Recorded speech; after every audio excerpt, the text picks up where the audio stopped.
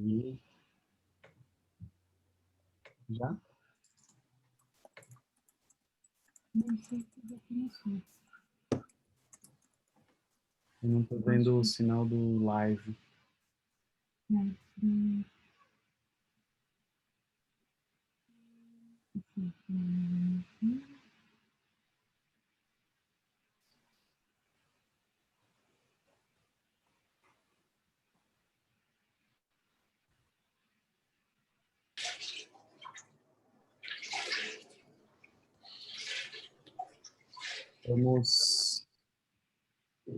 Estamos ao vivo, muito bom.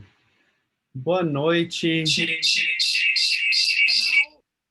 Sejam bem-vindos, bem-vindas, bem-vindes a todas, todes. Estamos iniciando a nossa live. Eu gostaria de começar falando um pouquinho, contando um pouquinho para vocês sobre como surgiu esse evento. Nós, os organizadores dessa live, desse evento, fazem parte de um curso organizado pela Sociocracia Brasil, o curso chamado SOLT Brasil, que é um curso em liderança sociocrática. E dentro desse curso, o nosso círculo, que é o Círculo de Cultura Regenerativa, tomou como projeto realizar, entre outras coisas, realizar ao término do curso este evento. E nós temos aqui, depois eu vou apresentar com mais detalhe mais para frente, mas só dizer que temos aqui 3 convidados muito especiais, 2 convidadas e um convidado. Temos a Mari Turato, a Thaís Corral e o Marcelo Cardoso. Daqui a alguns minutinhos vou apresentar eles direito e falar um pouquinho sobre cada uma e um. E só dizer que estamos aqui, a equipe do nosso círculo todo. Eu sou Yuri, fiquei encarregado de ser o anfitrião hoje desse evento, mas eu não poderia estar fazendo isso sem ter a Sandra aqui pilotando o Zoom e cuidando de vários aspectos técnicos do que nós estamos fazendo. Vamos ter também o apoio da Thalita, que está aqui presente, que vai fazer uma apresentação e vai apoiar também na mediação da nossa mesa. Ela é produtora e apresentadora, né, aqui, e o Vinícius, que cuidou da divulgação, a Carol, que cuidou do roteiro, o Gabriel, que fez uma pesquisa que nós vamos estar trazendo aqui. O Marcelo acabou de chegar. Bem-vindo, Marcelo. Estou apresentando um pouquinho o evento. Daqui a pouco eu vou estar apresentando os membros da mesa e convidados, e você, inclusive. Seja bem-vindo. E a Thaís também ajudou a desenvolver o Estão me ouvindo, Thalita? Estão me ouvindo? Estamos te ouvindo. Sim, sim. Te escuto. O som tá jóia. E muito bem. O tema do evento e o foco que nós vamos fazer vai ser um evento, uma live relativamente curta, temos 1h30 de tempo, vamos até às 8h30. E o nosso foco hoje está bem no título, como a autogestão pode colaborar para criar uma cultura regenerativa. E nós vamos ouvir de perspectivas diferentes sobre o tema, experiências diferentes aqui. Vai ser muito interessante, bacana. Eu, vendo um pouco da história de cada um dos convidados, fiquei muito inspirado e animado pelo que nós vamos ter aqui hoje, a oportunidade de acessar as perspectivas e as experiências dos nossos convidados. E só para explicar, nós vamos começar com uma apresentação que a gente preparou para vocês, para trazer um pouco de pano de fundo sobre cultura regenerativa, para trazer, talvez nem todos que estão aqui tenham já conhecimento sobre o tema, então a gente queria trazer uma pincelada que foi organizada pela Thalita, e ela vai fazer essa apresentação breve para ancorar, talvez, um pouco o entendimento de todos que estão aqui. E depois disso nós vamos iniciar ouvindo dos nossos convidados. Eu vou apresentar nossos convidados e vamos ouvir de cada um deles uma primeira rodada de abertura, cada um vai falar sobre essa temática e depois vamos abrir também para perguntas de vocês que estão participando. O evento está sendo transmitido ao vivo, além do pessoal que está aqui no Zoom, tivemos mais de 200 pessoas inscritas e a gente então está tendo a transmissão ao vivo pelo YouTube, que agora ele está sendo transmitido pelo YouTube no canal da Sinergia Comunicativa, e depois ele vai ficar disponível, gravado, no canal da Sociocracia Brasil. Então, o pessoal que não vai poder, talvez, assistir nesse momento, vai poder acessar depois. E eu gostaria de checar, Thalita, estamos ok? Eu posso passar para você? Você está pronta? Pronta. Então, joia. Obrigada, Yuri. Obrigado, Thalita, está contigo. Bom, boa noite para todas, todes, né? Uma honra estar aqui trazendo a voz do Círculo, né? Então, na verdade, essa voz é uma voz que representa o nosso Círculo, né? Então, eu vou compartilhar aqui essa apresentação que foi feita ao longo desse período, né? Então, foram 3 meses que a gente juntos praticou um pouco de sociocracia, né?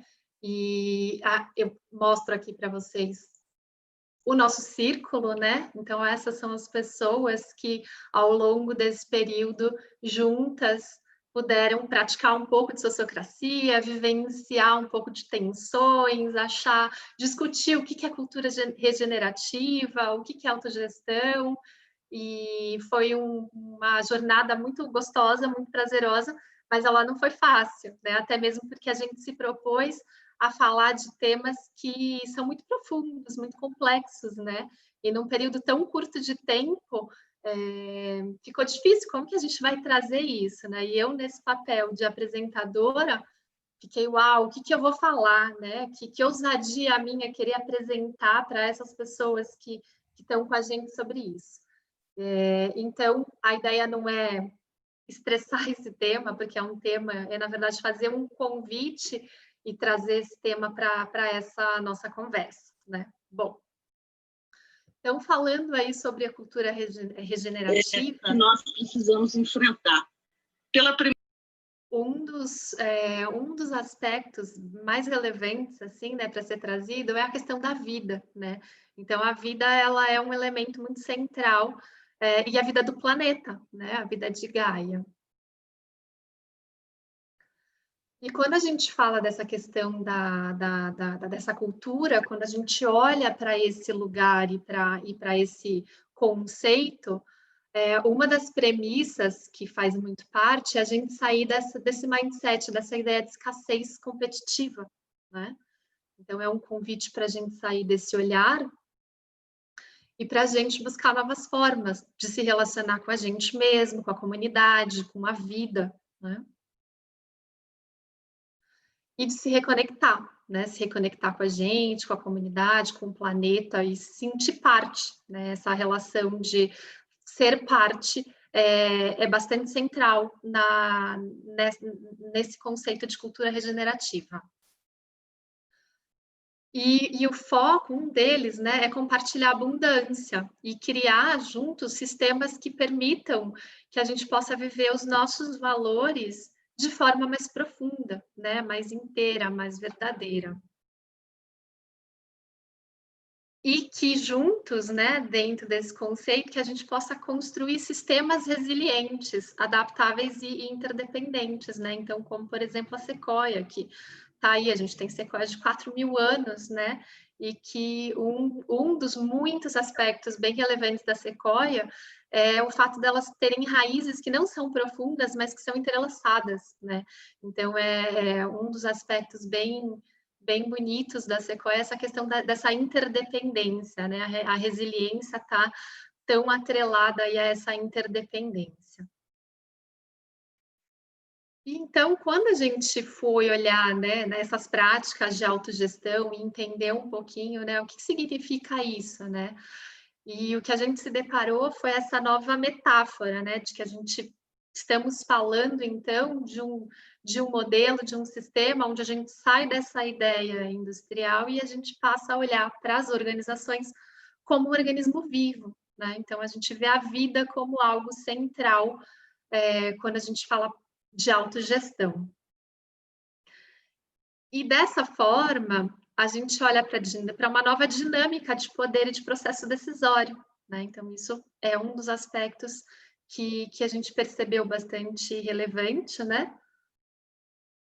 E deixando o paradigma e a ideia daquela hierarquia piramidal, comando e controle, para que outras formas de hierarquia ocupem espaço, né? E percebendo essa ideia de que os sistemas eles são mais complexos e que na natureza a gente tem alguns exemplos, né, de que eles trabalham de forma autogerida, né? Então são exemplos e inspirações muito grandes para nós. E um dos aspectos que a gente também encontrou ali na autogestão é a ideia da integralidade, né? A descoberta de quem a gente é e esse ser de forma inteira, né? De forma integral. E como organismo vivo, o papel da escuta, ele acaba tomando um espaço muito grande, né? E essa escuta levando as organizações para esse lugar para essa direção que a organização ela quer seguir, né? E considerando também a questão da inteligência coletiva, né, como uma inteligência muito importante dentro desse contexto, né? E para que a gente também olhe aí a ideia do propósito evolutivo. Então, um dos pontos muito centrais é o propósito evolutivo. Então, todos juntos em busca de um olhar evolutivo. E para trazer aí, antes de passar essa voz para a nossa conversa, né, uma frase que traz muito para a gente, da Joanna Macy, né, que tem sido uma ativista que tem ganhado uma importância, uma voz muito relevante, né, de que a gente está num caminho de destruição já há milhões de anos e que esse momento é o momento de reconectar e de regenerar, né? Então, sendo assim, como que a gente encontra esse lugar, como que a gente conquista, como é que a gente caminha nessa direção, né? E aí, então, eu passo para vocês essa pergunta, né? Então, como que a autogestão pode nos levar nessa direção e nos apoiar nesse caminho de reconexão e de regeneração?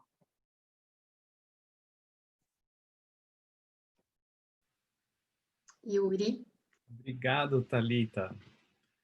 Fico muito grato pela sua apresentação e eu espero que tenha sido uma contribuição para quem está entrando em contato, talvez pela primeira vez, e quem já conhece, talvez também tenha tido conexões interessantes assistindo e ouvindo a Thalita.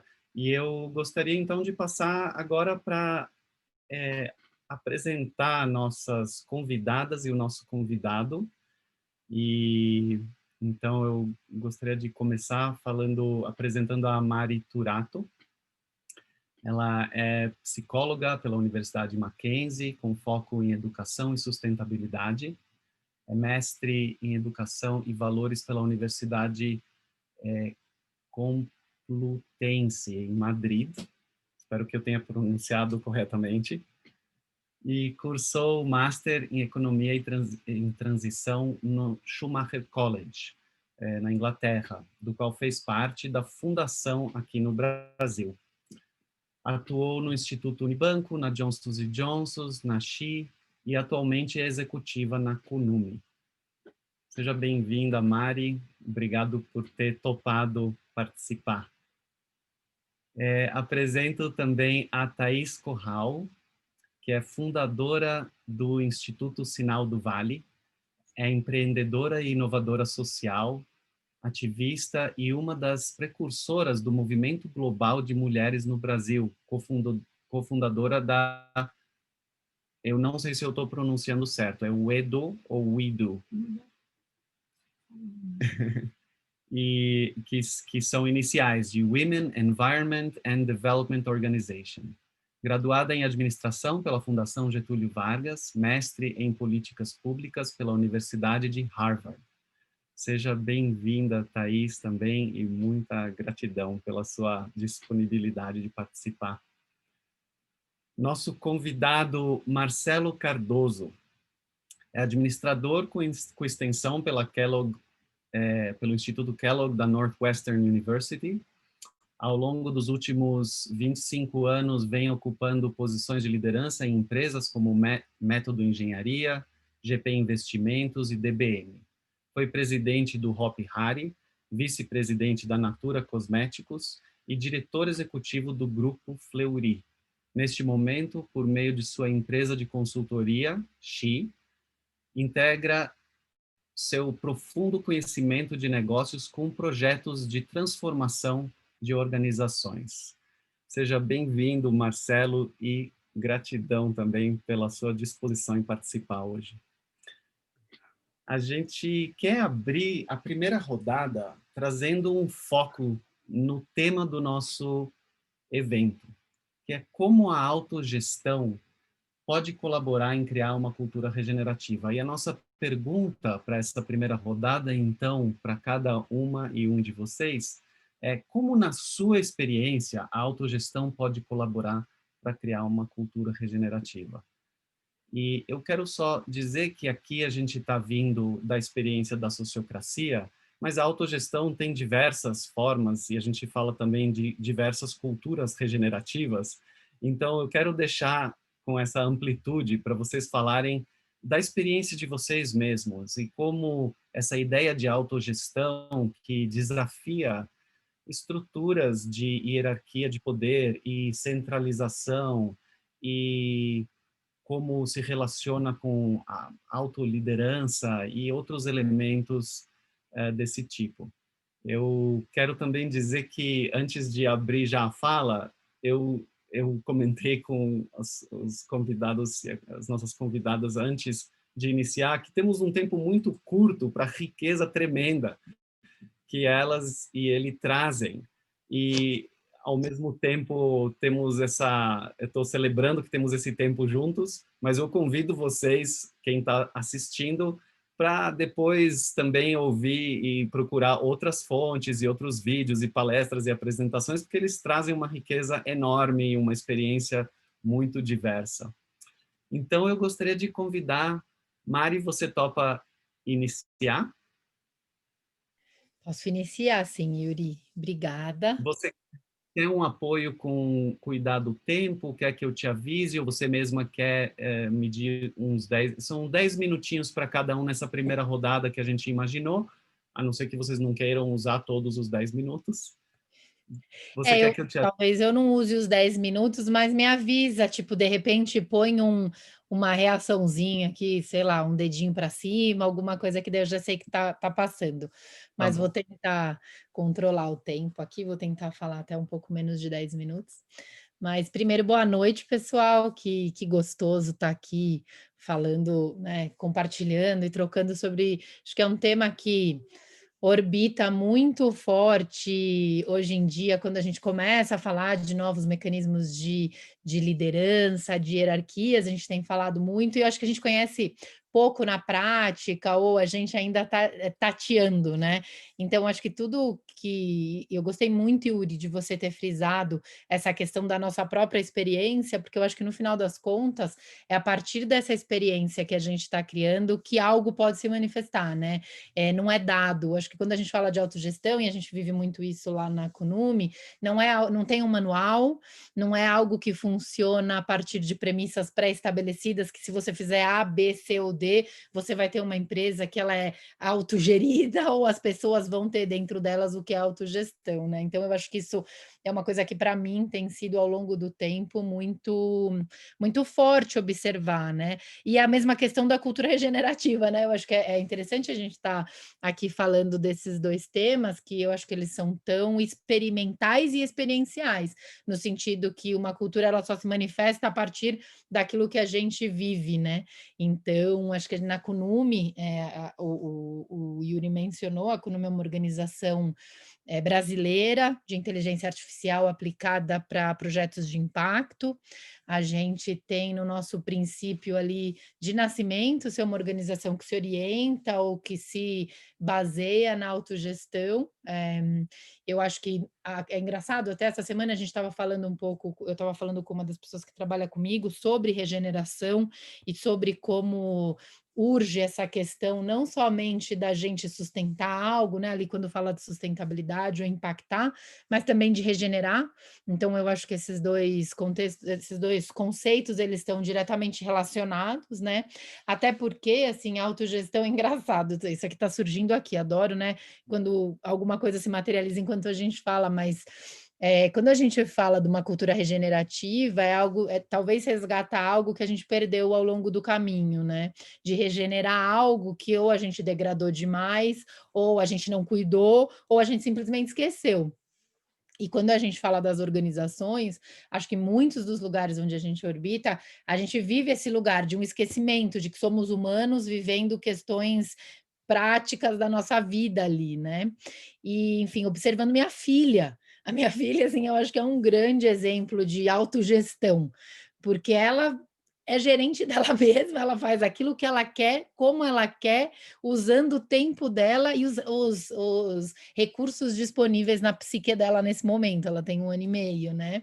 E de alguma maneira eu acho que ao longo do caminho a gente vai esquecendo isso.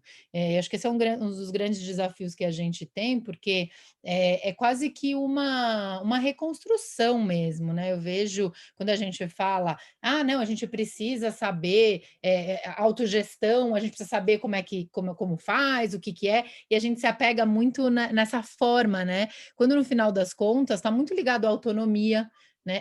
A segurança, a inter-relação que a gente cria, né? Então eu vejo isso assim no nosso dia a dia, acho que essa é um grande aprendizado, né? Num momento como que a gente está vivendo de pandemia, inclusive, eu acho que é bastante desafiador.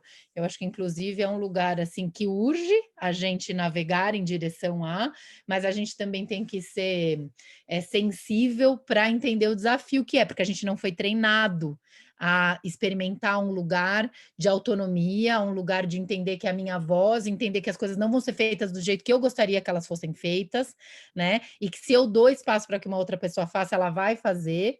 Né? Não é simplesmente uma coisa que o coletivo decide juntos, então coletivamente a gente vai ter que sair do lugar. A gente até estava falando sobre isso, a gente usa muito a questão da democracia profunda, né? A gente explora o que isso quer dizer, no sentido de eu não estou tentando lembrar a palavra porque eu gostei tanto, estava falando com uma pessoa também essa semana na Kunumi, que não é a gente ter consenso, não é a gente precisa chegar num consenso onde todo mundo se compromete, mas como é que a gente faz para que aquelas pessoas que não concordam com o que a maioria concorda se engajem e vejam que essencialmente existe algo ali como todo que faz sentido, né?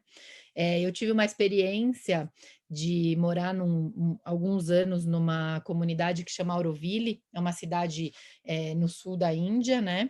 E ela é uma cidade muito diferente, porque ela é uma cidade que ela foi criada por uma francesa, e ela era a intenção de Auroville é ser um experimento para a humanidade de como a gente se relacionaria desde o lugar de autogestão. Não chama, isso que eu adoro, não chama autogestão, a gente não fala de autogestão em Auroville, não existe uma metodologia para isso, mas ali, se tivesse um manual, era o lugar para isso, porque não existe um governo, né? Não existe um prefeito ou um representante soberano da comunidade, existem grupos de trabalho que organizam a comunidade.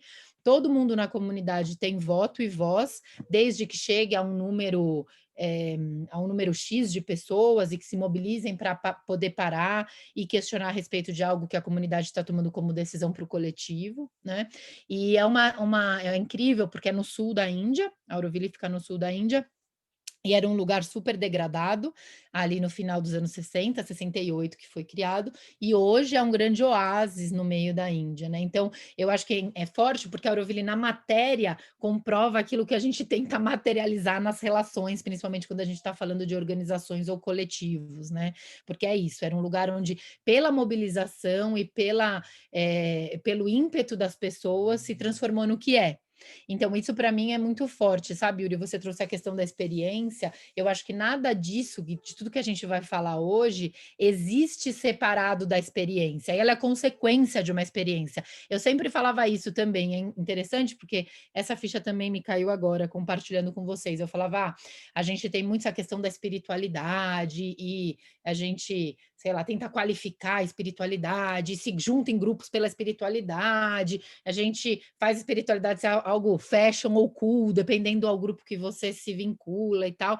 E aí todo mundo me perguntava, mas como é que é isso em Auroville e tal? Eu falava, é natural, porque na verdade a raiz da existência de Auroville está conectada a uma manifestação superior como humanos, né? Como é que a gente pode ser a melhor versão da gente mesmo nas nossas relações, como indivíduos e como sistema, naquela comunidade que a gente está construindo junto.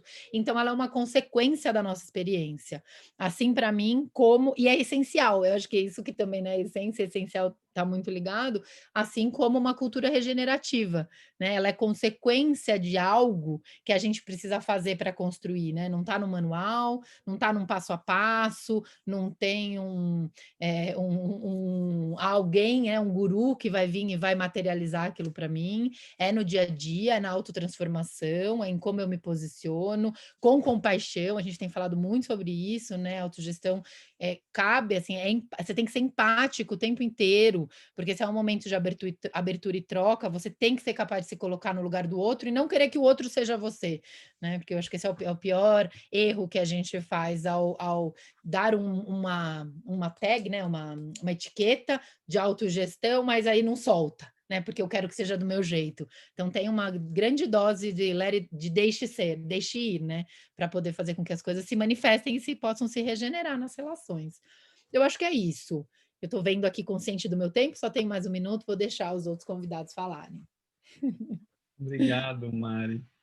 Eu estou querendo só assim apreciar aqui alguns dos pontos que você trouxe, a questão lá no início, mais falando de autonomia e de segurança, como tem um convite nessa mudança de modelo para uma mudança interna, talvez mais profunda, uma mudança de postura, de como perceber como eu engajo de uma forma diferente daquela que eu talvez fui treinado a vida toda.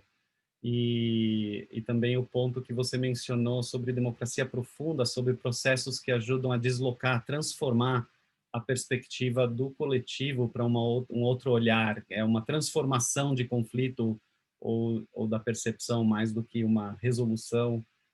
E esse elemento também de Auroville, tão interessante, de que não é uma autogestão declarada, estamos fazendo tal coisa, mas nasce a partir, o convite já está dado a partir da estrutura mesmo, não tem o governo, as pessoas são convidadas a entrar num espaço diferente e como tem essa questão da experiência, a experiência ser a origem de saber fazer, de como de saber, parece que a partir dessa experiência é um outro saber.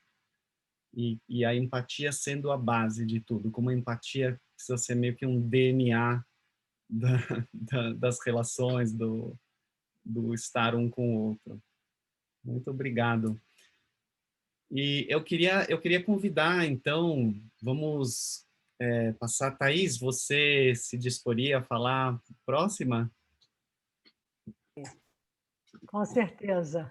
Legal. Então, convido de novo, ancorando a pergunta para a gente estar super ancorado nela. Como, na sua experiência, a autogestão colabora para criar uma cultura regenerativa? Olha, eu acho que é uma pergunta, bem, em primeiro lugar, agradecer, né, o convite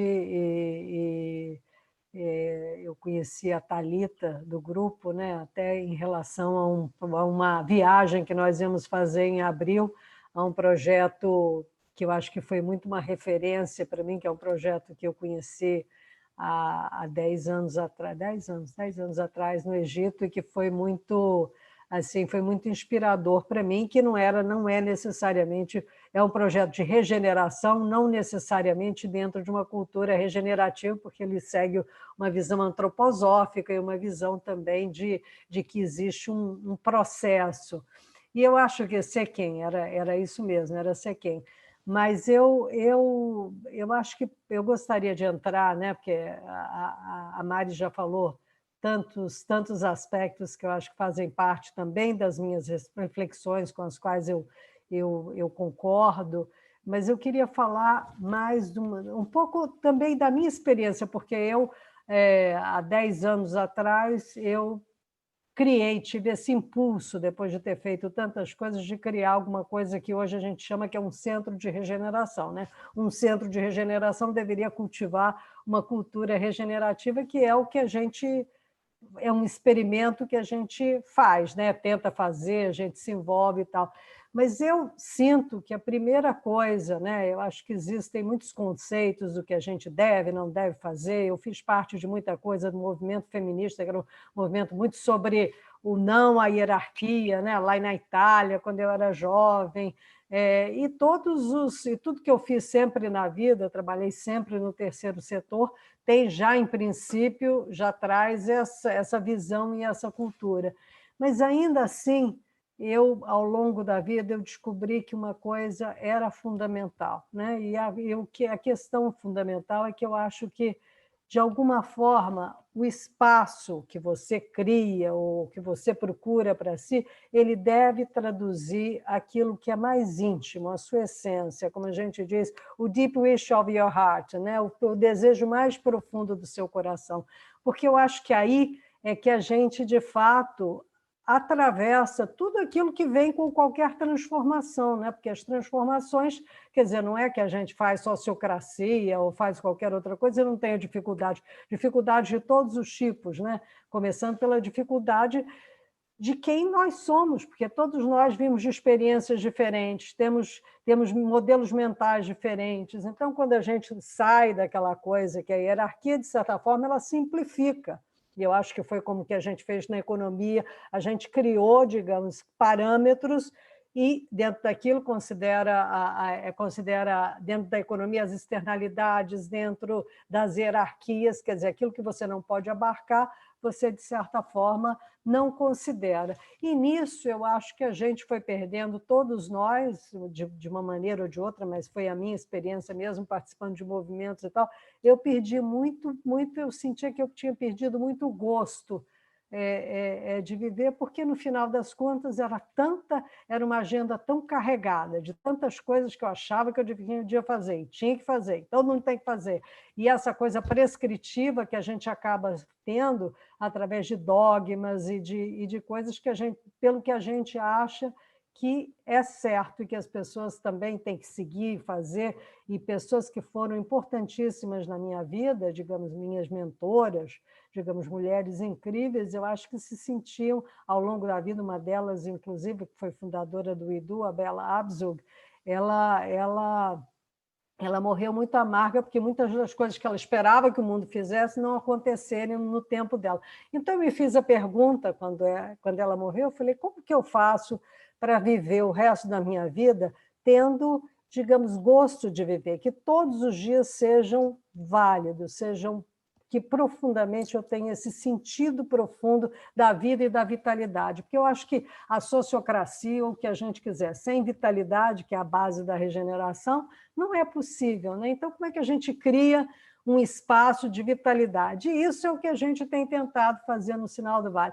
Eu não posso dizer se há receita, mas eu acho que a coisa foi sempre, no Sinal do Vale, incluir aqueles que têm interesse, né? Então, quer dizer, chegaram pessoas aqui que eu não tinha a menor ideia que iam chegar, como iam se interessar, e acolhendo esse interesse genuíno que às vezes nem a pessoa sabe qual é, né? Então, deixar que isso se revele e, através desse interesse, ir criando um fluxo, que eu acho que é o fluxo de tudo que se transforma, porque tem que ter a energia da vitalidade, né? E eu não sei em quanto que está o meu tempo, mas talvez o que a minha reflexão para a contribuição dessa autogestão, eu acho que vem muito da gente manter esse olhar para um contexto vital. E, nesse sentido, eu acho que a diversidade é muito importante, né? Porque, como na natureza e nos sistemas que sobrevivem, né? É a diversidade que faz com que as coisas continuem permanentemente se completando, evoluindo, aprendendo umas com as outras e se transformando, né?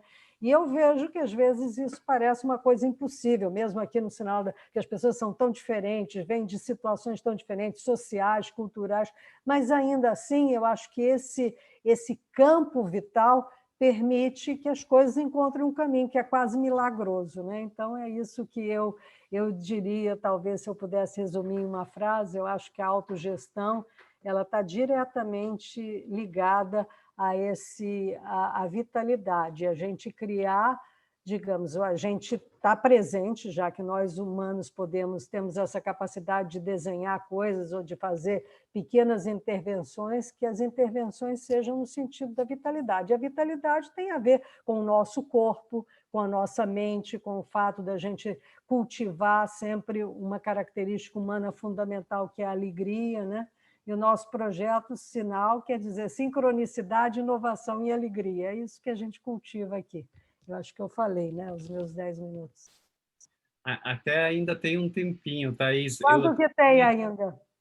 Tem mais uns 3 minutinhos e eu queria te perguntar, eu vi que você fala em algumas das dimensões do seu trabalho, está conectado com, ou teve conectado talvez mais no passado, ou ainda está com liderança, e eu fico uma ideia mais difusa de liderança como cultura de liderança, e não tanto essa ideia de hierarquia ou centralização, e talvez se tem alguma conexão que você gostaria de falar sobre essa, né, da ideia de desenvolvimento de lideranças que você teve envolvimento, se tem eu alguma acho. relação disso, né? Para mim, liderança não é uma liderança é uma atividade, né? Digamos, a liderança não é inata, você aprende liderança. E eu acho que, basicamente, isso a gente desenvolve muito no Sinal do Vale, com todas as pessoas, é a capacidade, a vontade, o interesse de se responsabilizar pelas coisas, né? Porque uma cultura regenerativa, porque a gente se regenera quando a gente regenera o que a gente tem em torno, quando a gente consegue incluir, ver coisas e não querer afastá-las de nós, e para isso você tem que desenvolver esse gosto pela responsabilidade, né? Porque obstáculos tem sempre. Quando você se compromete com alguma coisa, você não larga aquela coisa porque tem uma dificuldade ou porque você encontra uma desculpa para aquilo, né? Então, a gente desenvolve, o Sinal é um lugar de desenvolvimento de lideranças, mas lideranças nesse sentido, e não só as pessoas que vêm estudar aqui, mas nós todos, né? Quer dizer, o que a gente consegue a cada dia incluir no nosso patamar de responsabilidade, entende? E isso é um grande desafio, isso permite que a vitalidade, porque tudo que a gente está sempre mexendo, ele mexe nessas nossas capacidades que são imensas, né? Quer dizer, e nesse nosso envolvimento com a energia e com a inteligência como um todo, que não é só nossa, né? A inteligência do campo, os sinais, o reconhecimento de por onde ir. Então, tudo isso eu acho que cria uma cultura regenerativa e vital, né? Vital, porque eu acho que essa palavra é uma palavra fundamental nesse campo das culturas regenerativas. Obrigado, Thaís. Eu estou apreciando aqui vários pontos da sua fala, me conectando com várias coisas aqui. A ideia desse motivador profundo que você traz na sua fala é tão forte, né? A ideia de se conectar com propósito, com sentido, e como muitas vezes a cultura talvez a socialização de muitas pessoas nos nossos sistemas são socializações que desconectam de si mesmas e desse propósito, né? E como recobrar essa conexão consigo mesmo tem algo com recobrar o gosto de viver, esse sentido, e de alguma forma assim revitalizar o sistema dessa maneira, não só a si mesmo, ainda conectando com essa ideia de responsabilidade da liderança. Para mim faz uma conexão muito forte com a autogestão, essa ideia de como nessa responsabilidade eu, então, ativo não só a mim, mas eu ativo o campo, ativo o sistema, a inteligência do sistema começa a ser uma resposta a tudo isso. Muito obrigado pela sua fala. E eu queria passar para o Marcelo. Marcelo, quero ancorar novamente aqui a pergunta. E seja bem-vindo, a gente não conseguiu falar no início, mas, de novo, seja muito bem-vindo e muito obrigado pela disposição de estar aqui conosco hoje. E como na sua experiência, a autogestão pode contribuir para colaborar para criar uma cultura regenerativa?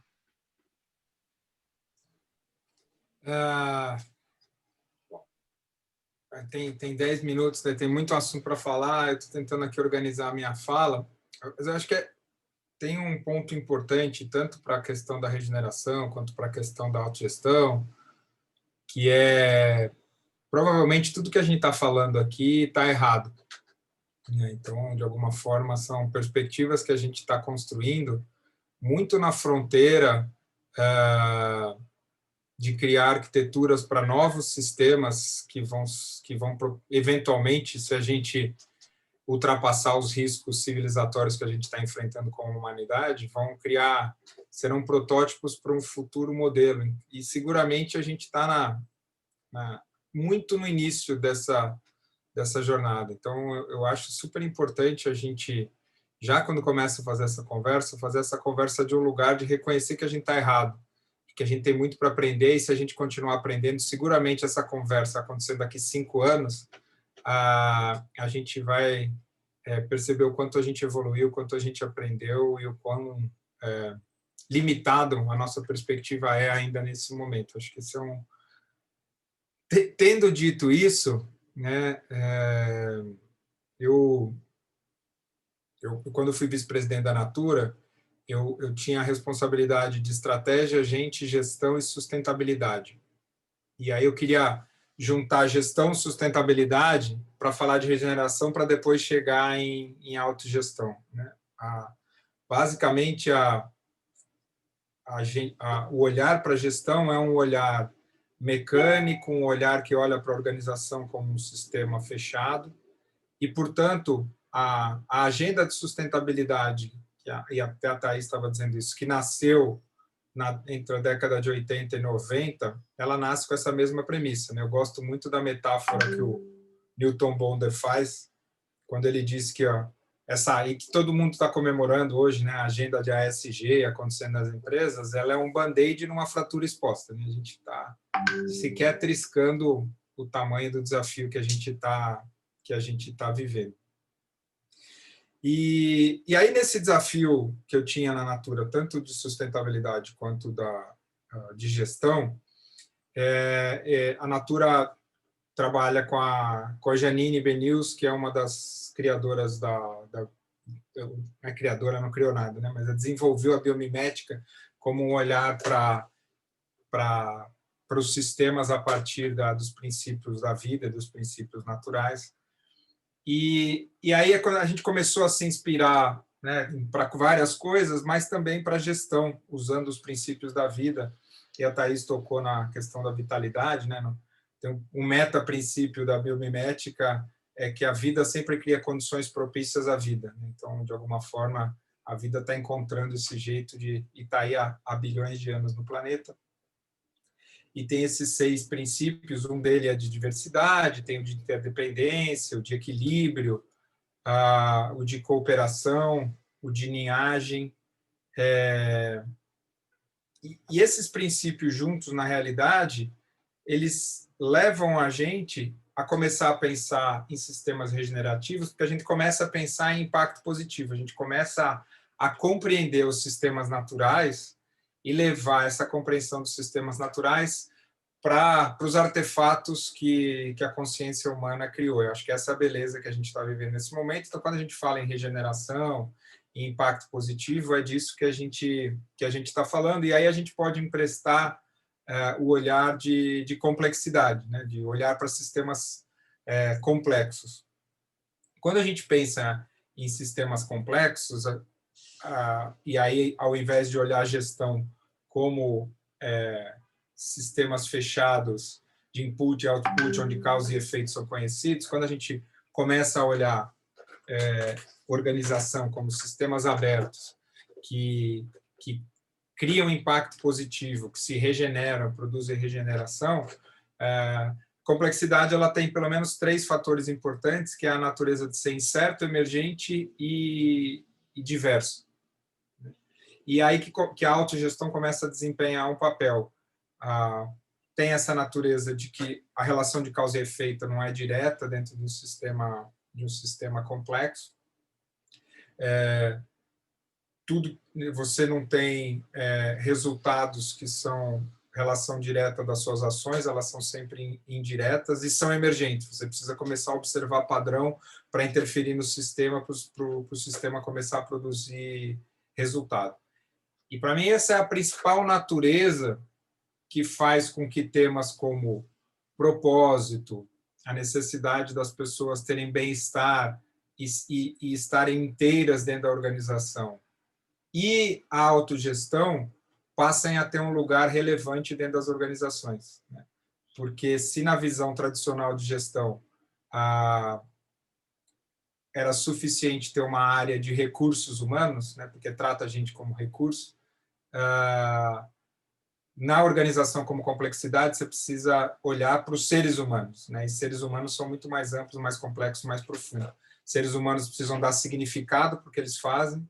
Seres humanos precisam estar juntos trabalhando e construir dentro de um ambiente de segurança psicológica, e precisam que os fluxos, porque no fim do dia gestão é fluxos, são fluxos entremeados, entrelaçados, emaranhados, múltiplos fluxos, né? Fluxo de valor para o cliente, fluxo de poder, fluxo de recursos materiais, fluxo de dinheiro, fluxo de afeto, todos esses fluxos, um influenciando o outro, né? Quais são, então, estruturas libertadoras que permitem esses fluxos fluírem e navegarem? E aí, para mim, entra a autogestão. A hierarquia tradicional é uma estrutura limitadora, então, ou seja, você pode fazer um monte de coisa. Eu tive essa experiência na Natura, da gente fazer muita coisa do lado de levar propósito para as pessoas, criar ambientes de segurança psicológica, mas no modelo tradicional de hierarquia. E o modelo tradicional de hierarquia é um artefato tão denso e tão pesado que ele colapsa as outras iniciativas.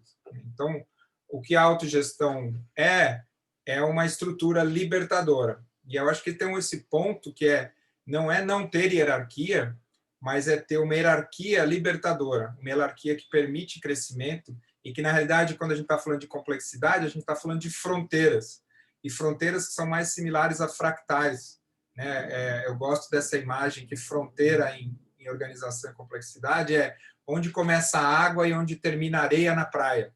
Elas são permeáveis e elas se comunicam, elas não são rígidas como nas caixinhas e na hierarquia, né? Tendo dito isso, a minha experiência com autogestão, eu tive o privilégio de trabalhar na Método Engenharia na década de 80 e 90, e a Método era uma empresa muito corajosa, que implementou administração participativa, tinha muita inspiração da Rodia naquele momento, com um cara brilhante chamado Alckmin, que trouxe consultores holandeses, e a gente, a Método naquela época implementava sociocracia nos canteiros de obra. Então, o primeiro contato que eu tive com sociocracia foi lá na década de 80 e de 90.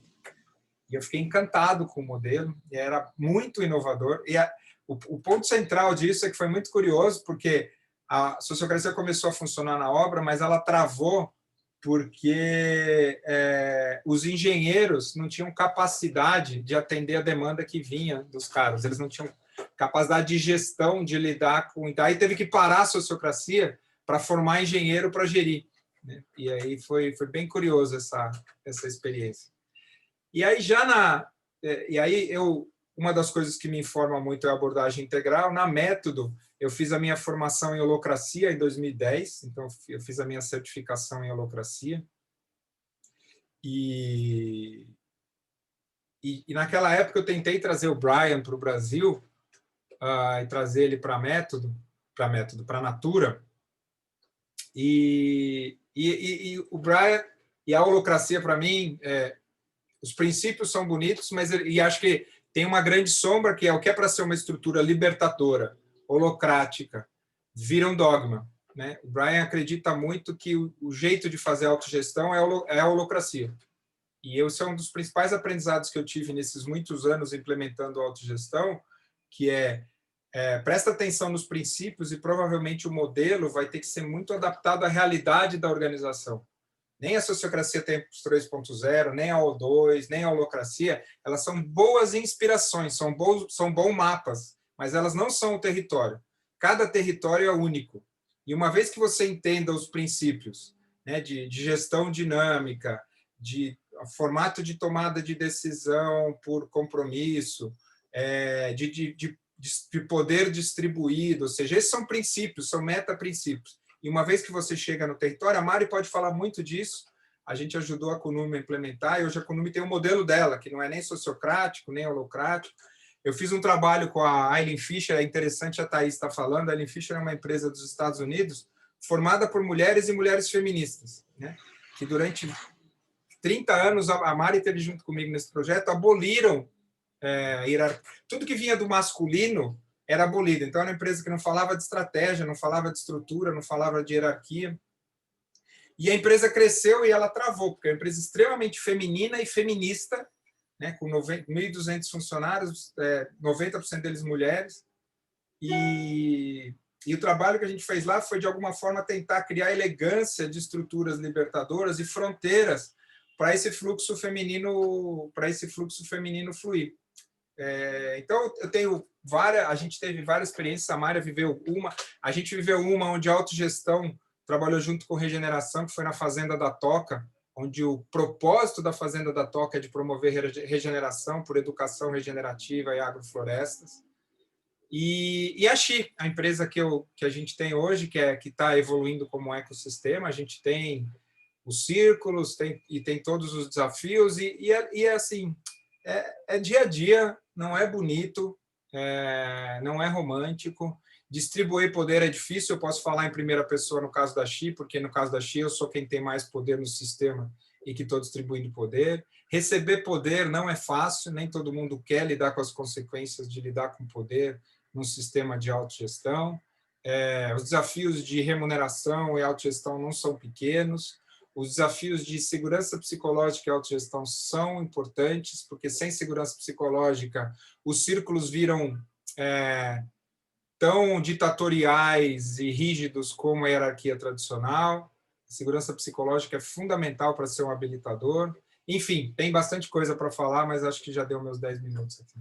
Obrigado, Marcelo. É uma riqueza enorme também, e dá vontade mesmo de continuar ouvindo os exemplos que você estava assim, começando a trazer agora no final. Eu quero aqui também pontuar umas coisas que me tocaram bastante, ouvindo principalmente essa postura inicial que você convida para ter de estamos errados, que eu entendo talvez é a ideia de manter uma abertura para realmente estar consciente de que nós não sabemos ainda que realmente vai precisar e que isso vai se formar conforme vamos caminhando.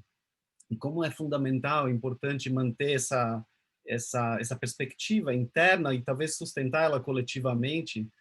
E essa parte também que você traz dos modelos mecanicistas organizacionais, como eles não dão conta do elemento humano, e do elemento humano no sentido de vida, do sistema vivo, e como, então, tem toda essa ideia das estruturas libertadoras, que eu conheço um pouco sobre como isso é organizado, mas eu acho tão bacana como você traz, exatamente de libertar, quer dizer, permitir que a vida possa se manifestar, que o sistema possa se manifestar. E interessante as dificuldades que surgem, né? Essa ideia a experiência lá dos anos 80 da obra e de ter iniciado algo bonito, mas aí bater numa coisa que não estava preparada, uma parte talvez do sistema ali que não estava preparada ainda para sustentar aquela transformação. E por último, essa ideia das abordagens, a holacracia, a sociocracia, como sendo mapas, como é importante, né, de não, parece que repetir essa coisa de adotar uma estrutura rigidamente, mas entender que se tratam de princípios orientadores ou algo assim, para tomar forma dentro de cada contexto da maneira que faz sentido e que realmente seja libertador para cada um desses contextos. Muito, muito grato pela tua fala, tem uma riqueza enorme. E eu queria convidar para a gente olhar um pouquinho, talvez, perguntas que já vieram do pessoal que está participando. E antes de ir para as perguntas, eu quero dizer que eu cometi uma gafe aqui e eu esqueci de apresentar pessoas muito importantes que estão aqui com a gente, que são a Nara e a Reni, que eu acho que... Cadê? Só a Nara e a Reni, né, que são nossas instrutoras e da Sociocracia Brasil, instrutoras no processo do curso do SOLT Brasil, e estão aqui prestigiando, participando da nossa live. Sejam bem-vindas. E a Nara é anfitriã do nosso círculo. E a Nara é anfitriã do nosso círculo, andou acompanhando a gente e apoiando a gente no processo de aprendizado ao longo dessas semanas todas.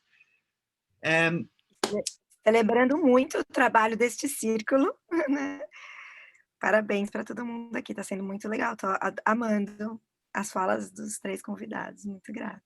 Obrigado, que bom, celebrando também, Nara. E vamos ver aqui, a Sandra está me ajudando com organizar as perguntas, tem uma pergunta... Também. E a Carol também está trabalhando nas perguntas aqui, então vamos seguindo nessa ordem, talvez? Acho que pode ler todas, né? E daí... Todas? É muita coisa, não?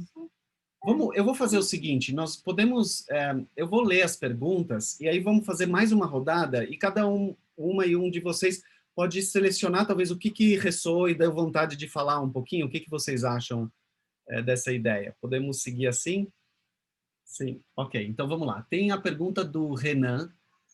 Eu gostaria de saber como vocês acreditam que a autogestão contribui para a regeneração do planeta e dos sistemas. Temos a pergunta da Renata. Sequem no Egito tinha bases antroposóficas? A Thalita acho que respondeu no chat que sim, né? E será que haverá tempo para falar um pouco mais sobre? As tomadas de decisão na antroposofia, idealmente, são sociocráticas. Queria saber mais sobre essas costuras. Giovaneide está perguntando, parabéns a todos pela iniciativa, minha pergunta é, quais os passos essenciais para sermos agentes dessa cultura regenerativa, na educação, política, nos sistemas que vivenciamos? Vinícius está trazendo, eu gostaria que cada participante do painel pudesse indicar livros que nos ajudem a co-criar ambientes e comunidades mais saudáveis e regenerativos. Se vocês pudessem... você pode tirar o cursor só, por favor, que eu não consigo ler? Se pudessem me indicar 3 livros, quais indicariam? Conexão Gaia está perguntando, Conexão Gaia Cohousing BH está perguntando, segurança psicológica tem a ver com inteligência emocional? E acho que isso, acho que paramos aqui, né? É isso mesmo. Então, eu vou dar a volta de novo, começando com a Mari, depois Thaís e depois Marcelo, e vocês podem selecionar. Se quiserem, eu posso reler alguma pergunta, se vocês não tiverem com a clareza total. Mari, está contigo. Tá no mudo, Mari. Você consegue se tirar do mudo? Consegui, Yuri. Eu gostaria que você lesse para mim a primeira, porque eu foquei na última e já não lembro da primeira, cérebro de mãe. Vamos lá. O Renan perguntou, gostaria de saber como vocês acreditam que a autogestão contribui para a regeneração do planeta e dos sistemas? Legal. Acho que é bem grande essa pergunta, né? Acho que cabe bastante coisa, Renan. Eu acho que nessa linha um pouco do que o Marcelo trouxe, de que o que a gente, dessa humildade de saber que o que a gente faz hoje, sem dúvida a gente vai considerar, não é a verdade daqui a alguns anos. Eu acho que a autogestão reconhece que o que a gente tem feito e o que nos trouxe até aqui não nos levará adiante.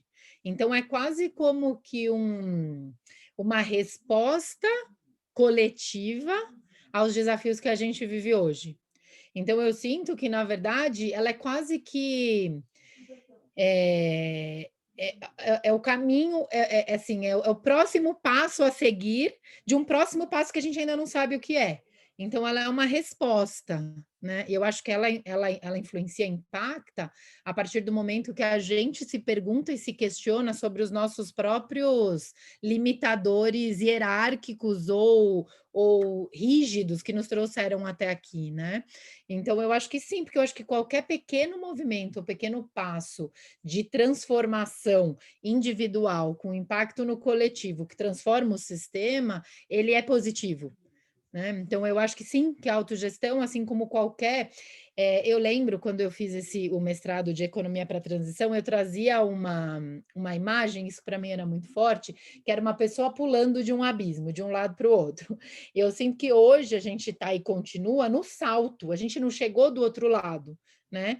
E vários elementos ajudam a gente nesse salto de chegar ou não do outro lado. O impulso, a coragem, o não ter medo, a fé de imaginar que existe um outro lado, mas o fato é que a gente ainda está no meio do salto, né?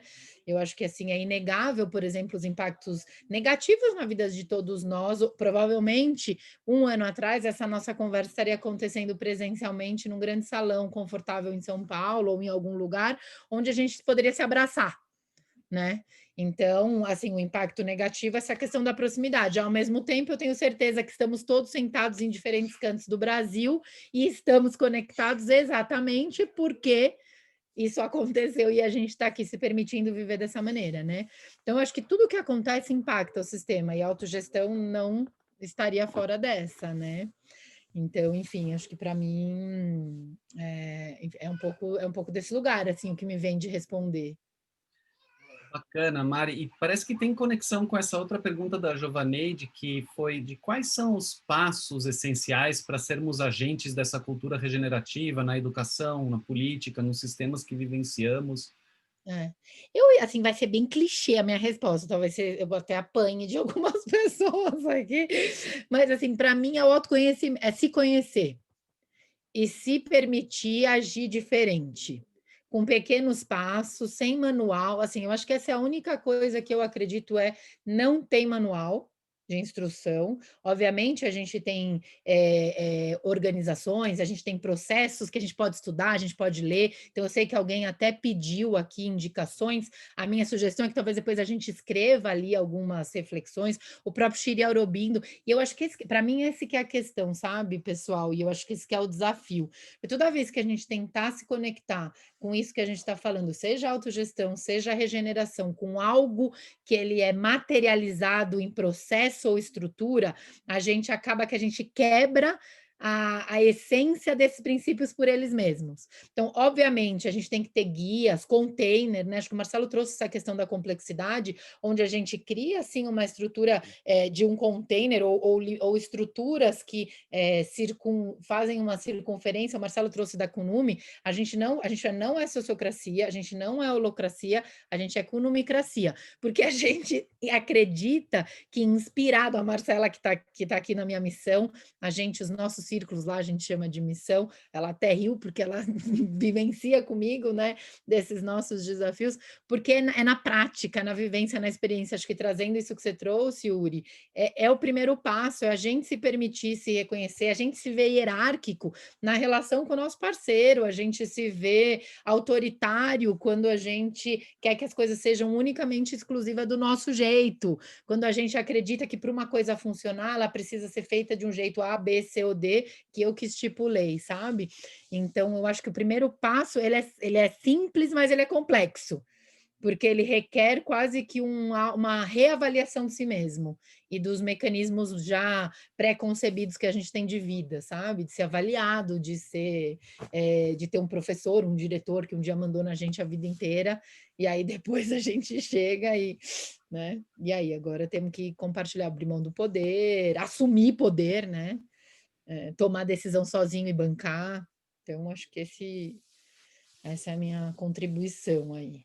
Obrigado, Mari. Eu estou aqui notando uma coisa que está presente aqui na sua fala, mas também esteve presente nas falas de vocês três na abertura, o quanto, quando se pensa os sistemas, se tende a pensar fora, mas o quanto desses sistemas estão dentro e quanto da transformação do que foi internalizado é necessário para poder estar no mundo de um outro lugar e de um outro jeito e então passar a reproduzir outros padrões, novos Não existe sistemas. autogestão separado da gente, acho que é isso que às vezes acontece a confusão, sabe, Yuri? A gente fala como se a gente falasse em terceira pessoa, como observador de algo que vai se manifestar anyways. Uhum. E isso não é. Começa em múltiplos lugares e dentro também, não vai ser algo fora, alguma coisa algum Sim. método. Obrigado. Thaís, você tem clareza de qual das perguntas você gostaria de responder? Quer que eu repita alguma delas ou não precisa?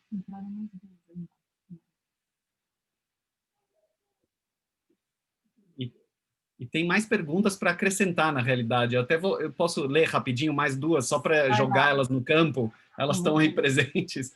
Temos aqui, essas duas aqui. A da Nara queria celebrar o círculo e enfatizar que este evento foi todo organizado de forma sociocrática. André Luiz Almeida Marins está perguntando sobre regeneração e autogestão. Há algo na cultura indígena que seja um ponto de partida ou chegada? Então, só acrescentando aqui no campo essas perguntas. Thaís. Eu acho que, enfim, o que eu posso acrescentar ao que a Mariana já disse, a Mari já disse e tudo mais? Eu acho que eu acho que essa questão, digamos, da gente, de você, né? Como é que a gente entra nesse campo de querer viver com as pessoas diferentes, quer dizer, seja nas diferentes formas em que a gente interage, que a maior parte delas é no campo do trabalho, mas também da família e tal. Eu acho que essa transição não se faz sem uma vontade profunda de querer se conhecer e se transformar como pessoa. Quando eu digo transformar, é ir lá, cavucar os nossos padrões, porque que a gente... certos hábitos que a gente tem, certas crenças que a gente tem, e essa eu acho que muitas vezes é a parte mais complexa, né? Porque, de certa forma, a nossa identidade, que é uma coisa em que a gente se sente seguro, ela tem que ser aberta, né? Tem que ser aquela caixa de Pandora aberta, e nem sempre é confortável, nem sempre são coisas que a gente sabe aonde e na maior parte das vezes a gente não sabe aonde aquilo vai dar, né? Tem um pulo no desconhecido, que eu encontro que essa talvez seja a coisa mais difícil quando a gente fala desses novos modelos e tal, porque tem sempre um pulo no desconhecido que começa pela gente e vai pelos outros, porque também quando você deixa que as pessoas comecem a se revelar, você não sabe como é que aquilo, para onde que aquilo vai, né? E muitas vezes eu acho que uma grande insegurança, eu vivo isso, assim, falo disso muito como uma vivência pessoal, que muitas vezes a pessoa descobre e ela pode ir embora, né? Quer dizer, ela descobre que não é ali, que é em outro lugar. Então, todos esses eu acho que são complexidades, digamos, além de todas que o Marcelo também elencou, lidar com o poder, lidar com tantas coisas que são parte, lidar com a responsabilidade, lidar com a complexidade, que todas essas são ideias, mas na prática do território, digamos, tudo isso se entrelaça com muitas coisas. Então, eu acho que enfim, que não tem receita, mas o que eu diria que talvez seja a coisa mais importante para entrar nesse caminho, né? Se a gente está falando da sociocracia, de todas essas transformações, é o gosto por esse aprendizado, né? Eu acho que isso é o que talvez eu tenho visto que talvez seja o que a diferença entre as pessoas, né? E não, sem julgamento nenhum, mas tem gente que quer chegar a um certo ponto e depois quer uma estabilidade para continuar mais ou menos fazendo pequenas transformações, né? Sendo menos... E tem gente que quer ir profundo nessa aventura e ali entrar por todos esses meandros. A nossa época é uma época, esse é o Zeitgeist, né? A palavra alemã que a gente não tem, é o espírito do nosso tempo. Então, claro que as pessoas que têm essa vocação dessa experimentação mais profunda, elas vão ser os pioneiros, elas vão criar as referências de para onde o pensamento e as referências de experiência para onde a gente pode ir, né? E acho que isso, nesse momento, é muito importante para o planeta, porque a gente não sabe, a gente só sabe que o jeito que a gente se organizou e fez até aqui está em crise, numa crise muito profunda, trazendo desafios civilizatórios que a gente nunca teve. Então, como é que a gente vai fazer diferente? Eu acredito muito, e essa é a minha aposta aqui no Sinal do Vale, é que isso se dá localmente, em territórios pequenos, porque toda essa complexidade a gente não dá conta em tantas vertentes. E eu acho que incluir as pessoas nessa transição da nossa ação com o planeta é fundamental, só que é complexo, porque já gerir pessoas num processo de transformação é muito complexo. Isso ainda fazendo coisas que são transformadoras é mais complexo ainda, né? E a pergunta específica sobre Sequer, eu acho que o Ibrahim Abuleish, né, que foi um cara que era egípcio, estudou lá na Áustria, se encantou com essas ideias, ele foi lá fazer um experimento, né? Sequer é um experimento que já dura 45 anos, né? E está lá e continua vivo e transformando, com desafios como todos, mas eu acho que não são coisas que se chega a um lugar, né? Elas continuam, a gente continua nessa transição de aprendizagem. Obrigado, Thaís. Eu estou também querendo pontuar quanto aparece na sua fala o trazer para o nível consciente os desafios, esses desafios internos de como equilibrar ou se adaptar para uma realidade que está em transformação e viva, e como essa vontade de querer segurança, previsibilidade, querer se acomodar, e essa tensão que existe entre o que significa se adaptar continuamente e muito desse universo interno da identidade já formada e o que precisa ser desconstruído. Tem muita coisa, a complexidade, nas suas palavras, tem muita complexidade para dentro e que transborda nas relações, né? Por isso é que eu acho que todo o campo do cultivar a alegria, digamos, cultivar todas essas qualidades que são inerentes à nossa essência são fundamentais, né? Tem uma autora, uma pensadora, uma filósofa indiana que eu gostaria de trazer aqui, ela não é muito conhecida, uma minha amiga fez um filme sobre ela que eu sugeriria muito, vou colocar aqui, depois eu mando para vocês, o nome dela é Vimala Thakar, e eu recomendo muito, eu recomendo muito porque ela junta todos esses níveis de complexidade e fala muito do suporte que a gente, para atravessar e vivenciar tudo isso, do nosso ser, né? Do nosso ser que traz inerente essa alegria do ser e essa ser a base dessa transformação, né? E não o dogma, porque com o dogma a gente não vai a lugar nenhum. As melhores ideias sucumbiram por causa do dogma e porque a gente faz daquilo uma coisa engessada que a gente tem que seguir, né? Obrigado, Thaís. Marcelo, eu vou passar para você a palavra. Eu quero jogar mais uma pergunta que surgiu aqui para estar presente também aqui no campo. E se você quiser que eu repita alguma das outras, por favor, me diga. Aqui tem da Carla Dias. Muito grata pela organização e dedicação de todos. Falo de uma trajetória no terceiro setor.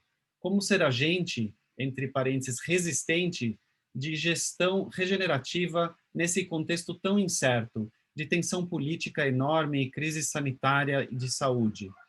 Seremos bolhas capazes de incidir nesse contexto macro ou nacional? O experimental tem chance nesse contexto duro?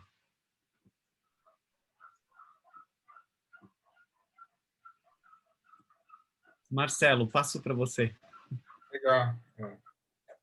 Eu vou deixar essa por último, mas já me adianto que não tenho a menor ideia se a gente vai ser capaz ou não de transformar a rigidez do mainstream, mas que vale a pena continuar trabalhando para. Eu queria talvez enfatizar um ponto aqui, e aí vocês, basicamente a pergunta principal desse encontro é: a autorregeneração autogestão leva à regeneração? Eu acho que dá para dizer que não. Ele é um habilitador, mas não leva, né? Eu queria dar um exemplo para vocês. Por conta da questão de agilidade que está tomando conta das grandes empresas, algumas grandes empresas começaram a esbarrar, porque quando começam com ágil, Scrum, começa a esbarrar em complexidade e começaram a esbarrar em autogestão. Então, hoje tem a Novartis e a Roche estão implementando a autogestão, que eu acho espetacular, mas se a Novartis ficar melhor em produzir molécula, ela vai produzir regeneração? Não. Ela vai continuar produzindo impacto negativo. Então, ela pode efetivamente ficar mais ágil, diminuir o time to market, fazer produto mais rápido e continuar fazendo molécula química que produz os resultados que a indústria farmacêutica produz. Então, para mim, isso é uma evidência de que a autogestão sozinha não leva à regeneração. Para mim, esse compromisso com impacto positivo, com um negócio tá claramente com um propósito e com um compromisso, com uma teoria de mudança por trás desse propósito, que no longo prazo esse negócio vai criar impacto positivo, para mim esse é o principal elemento, porque depois de tudo isso, todo o resto vem como consequência disso. Então, eu acho super importante, porque para a gente não cair no equívoco, e a gente gosta muito de achar que tem um jeito que a gente vai, tem uma forma que vai levar a gente a produzir solução. Não, tem autogestão, tem uma porrada de coisa e um monte de coisa que a gente sequer triscou, sequer revelou, sequer desenvolveu ainda, que vai permitir a gente criar novas estruturas para uma sociedade regenerativa. Então, acho que esse é o primeiro ponto que eu queria dizer. Eu não sou especialista em cultura indígena, essa pergunta da cultura indígena, mas eu sei que tem bastante gente estudando, e eu acho que aqui o único cuidado que a gente tem que ter é como é que a gente entende princípios das comunidades tradicionais e atualiza esses princípios para o século XXI, para o contexto de mundo que a gente está vivendo. Não dá para a gente dizer, que legal, aquela comunidade indígena preserva o meio... Sim, ela preserva porque são centenas de pessoas vivendo em uma determinada área e, portanto, o resultado que eles produzem é mínimo. Agora, sim, tem princípios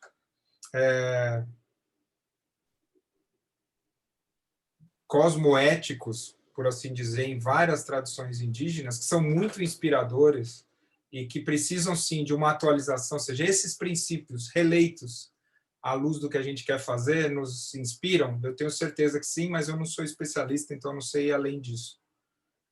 A pergunta de segurança psicológica, se segurança psicológica tem a ver com inteligência emocional, tem, mas eu acredito que tem um passo... Segurança, de novo, né? Inteligência emocional é um elemento fundamental para se criar segurança psicológica. Esse termo, segurança psicológica, foi cunhado aí pela Amy, lá atrás, pelo Schein, mas pela Amy Edmonton, que é uma pesquisadora de Harvard. E a gente na XI tem trabalhado bastante com isso, e a gente teve várias experiências de implementação. Eu diria que nesses últimos 5 anos a gente implementou a autogestão, ajudou a empresa a implementar. teve mais de 20 casos. E metade foram um fracasso, deram errado. E um dos principais motivos de ter dado errado foi não ter um ambiente de segurança psicológica. No fim, quando a gente está falando de segurança psicológica, a gente está falando de duas coisas. As pessoas, elas se sentem pertencendo e não questionam o pertencimento delas ao time, ao grupo. E elas sabem que se elas trouxerem uma voz dissonante, o pertencimento delas não é ameaçado. Porque no fim do dia, um bom sistema de autogestão faz o conflito emergir e habilita a divergência. Porque o que a autogestão é como estrutura libertadora é um habilitador da diversidade cognitiva de um sistema e de um grupo. No fim do dia, é disso que a gente está falando.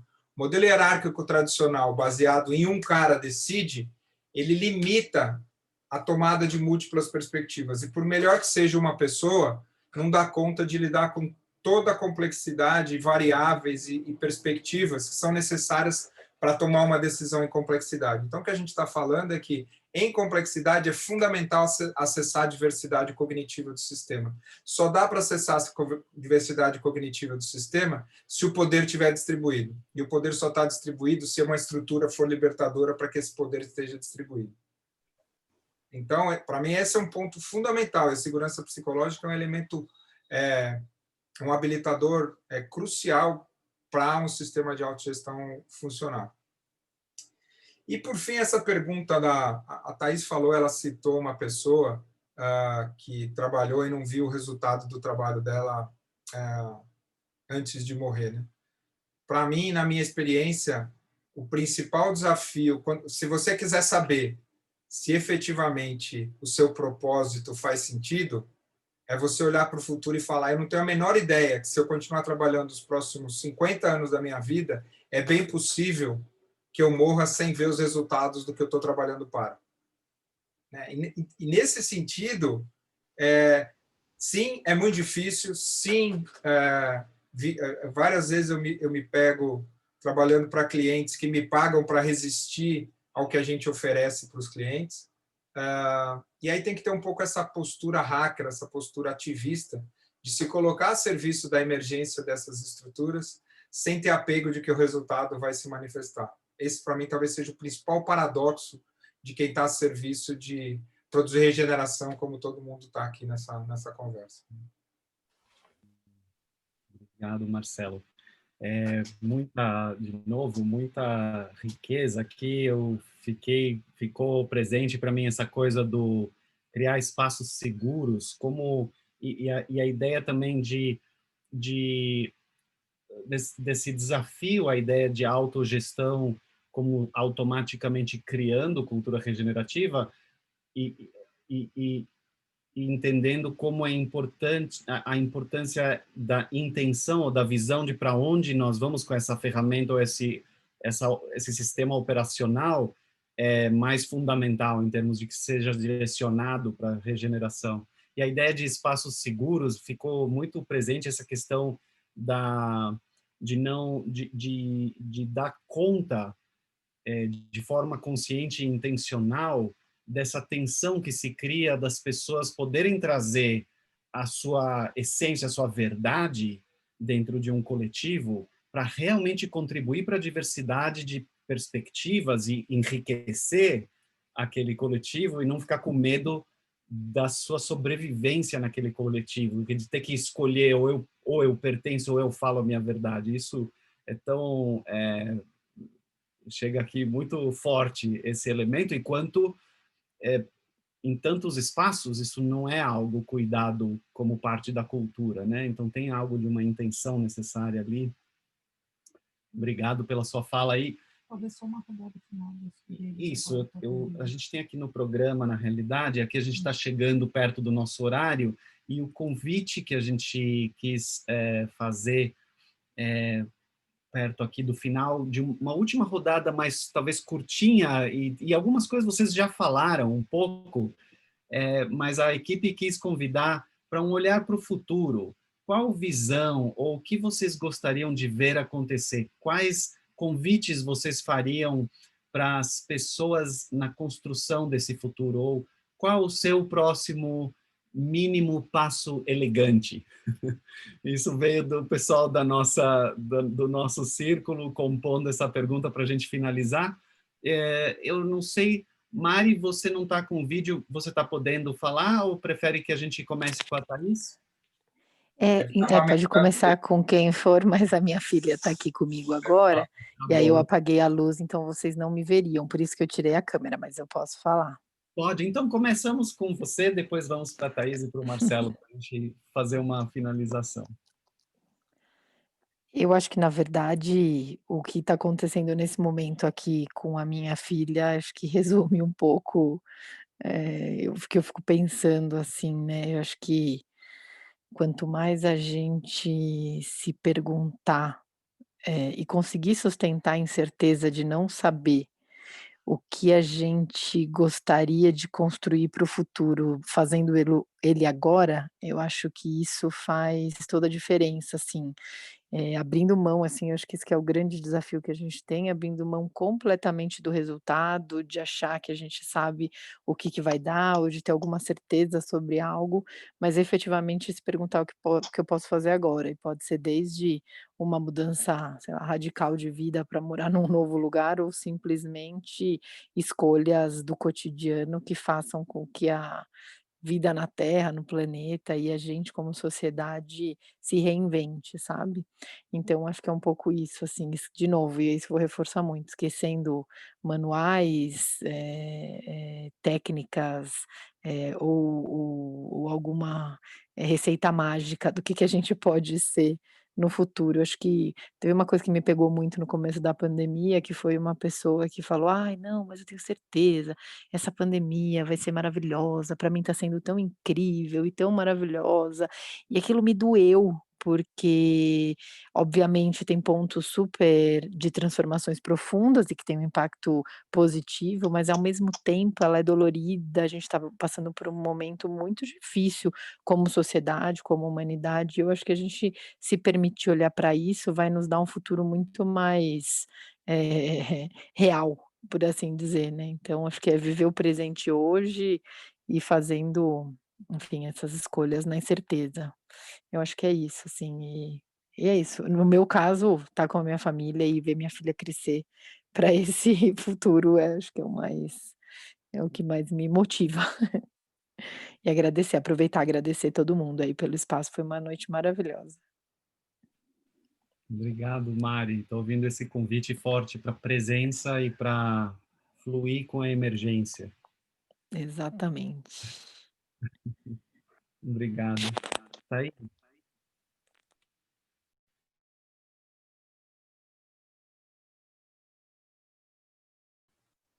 Eu vou na mesma direção, eu acho que todas essas mudanças que aconteceram, elas trazem uma oportunidade, um convite da gente olhar a nossa vida, o nosso cotidiano, aquilo que está presente para nós de maneira diferente, né? E começar a sentir por onde a gente pode fazer um passo diferente, porque na realidade, quer dizer, o que acaba nos prendendo, nos escravizando, no fundo somos nós mesmos, né? E eu acho que esse processo da gente se libertar é um processo que tem que começar de fora para dentro, e é como a gente olha as coisas que a gente sempre viu de uma maneira e começa a fazer esse exercício de olhá-las de maneira diferente, de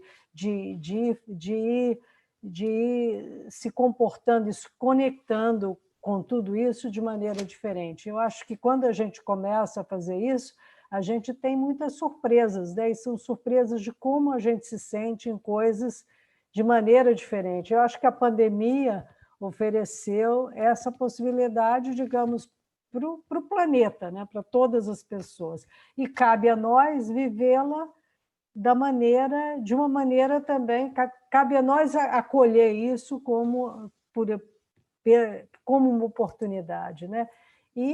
Obviamente, eu acho que a gente, ao mesmo tempo, quer dizer, é uma coisa individual, mas também é planetária. A gente sabe que a gente está numa grande confusão, que a gente tem que mudar muita coisa. Então, mas mudando pequenas coisas na gente é que a gente vai conseguir expressar, porque o poder do exemplo é maior do que qualquer coisa, né? Então, eu acho que se a gente pode criar hábitos diferentes, ter relações diferentes, nesse processo que a gente ainda tem muitas limitações, a gente vai estar construindo os passos para essa transformação maior que a gente vai ter que fazer de qualquer maneira e rápido, né? Nos próximos anos. Então, é bom aproveitar, né? Aproveitar este momento para esse exercício dessa mudança. Obrigado, Thaís. Eu estou ouvindo um convite para uma transformação e talvez até uma revolução corajosa interna. Exato. Obrigado. Marcelo.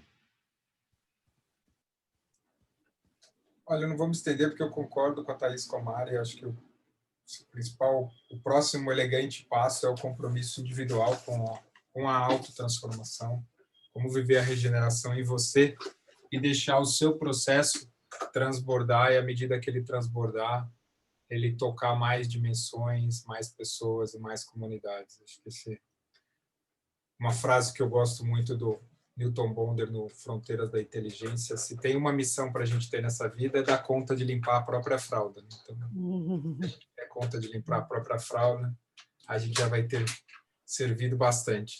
Então, obrigado, Marcelo. Também estou ouvindo esse convite para uma responsabilidade sobre si e como isso em si é um ato de grande potencial de repercussão, de né, começar comigo. E relembrando isso, né, vocês estão convidando para relembrar princípios que estão tão presentes, sabedorias antigas, né? Eu começo por mim mesmo. Eu quero agradecer de coração a Mari, Thaís e Marcelo por terem topado estar aqui com a gente aqui e compartilhar um pouquinho dessa experiência e bagagem que vocês têm. Vocês falam de um lugar de muita experiência e de uma visão panorâmica, e eu quero de novo convidar todos que estão aqui para procurar mais. Tem coisas online, esse pessoal está falando coisas muito relevantes, interessantes, importantes, e hoje deu para dar só uma pinceladinha. Quero agradecer também ao nosso querido Círculo de Cultura Regenerativa, que criou esse evento e estava aqui.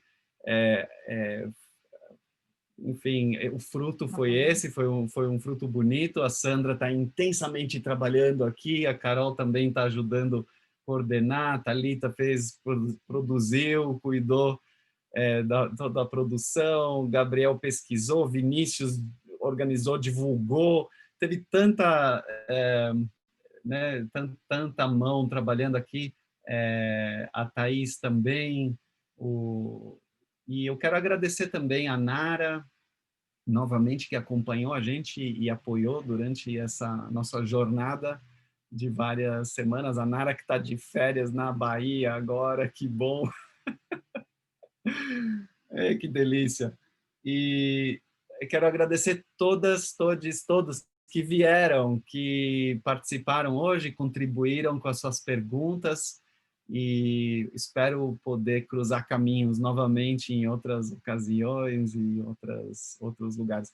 E eu quero dizer que eu estava bem tímido aqui, essa é a primeira vez que eu facilito uma mesa assim com convidados, e espero que tenha sido proveitoso para vocês e que tenha sido acolhedor para os nossos convidados.